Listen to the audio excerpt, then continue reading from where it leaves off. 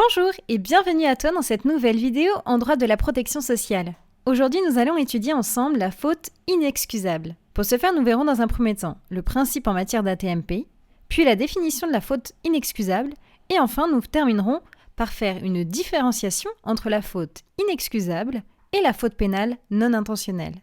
Surtout, n'oublie pas de t'abonner à ma chaîne YouTube et de liker cette vidéo pour me soutenir, et c'est parti!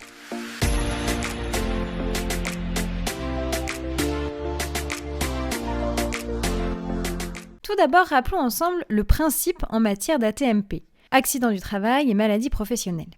D'après l'article L451-1 du CSS, le salarié victime d'ATMP ne peut pas se retourner contre son employeur ou le préposer, sauf dans 3 situations. En cas d'accident de trajet, en cas d'accident de la circulation et enfin en cas de faute intentionnelle.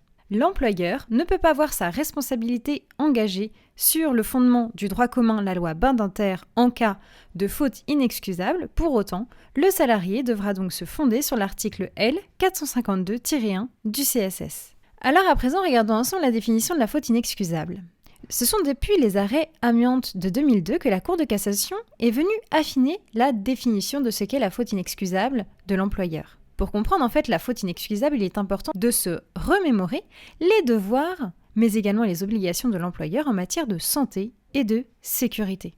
Ainsi, un manquement à ces obligations peut constituer une faute inexcusable si l'acte revêt 2 caractères. Tout d'abord, l'employeur avait ou aurait dû avoir conscience du danger auquel était exposé le salarié, mais également, l'employeur n'a pas pris les mesures nécessaires pour l'en préserver. Donc en fait, lors d'un cas pratique, il est nécessaire pour toi, si tu souhaites caractériser une faute inexcusable, que tu prouves ces 2 éléments. Ces 2 conditions sont nécessaires pour donc établir la faute inexcusable, car la faute inexcusable ne se présume pas. Attention toutefois, la faute inexcusable a perdu son caractère contractuel en 2019.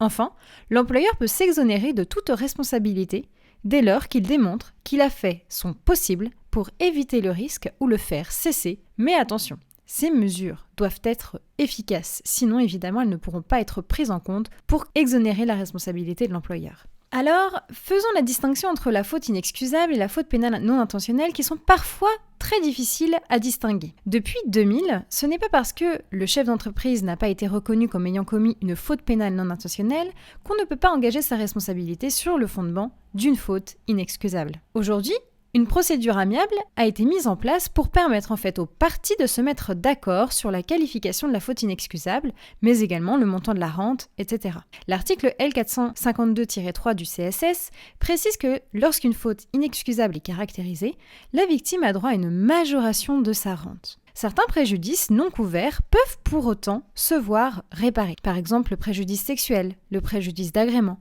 ou encore le préjudice d'établissement, que l'on appelle également la perte de chance. Tu peux noter enfin que la rente, quant à elle, répare la perte de gain professionnel. Ainsi, en cas de faute inexcusable, l'employeur se devra de verser une indemnité dite complémentaire. Voilà, c'est la fin de cette vidéo, j'espère avoir bien su t'aider dans tes révisions.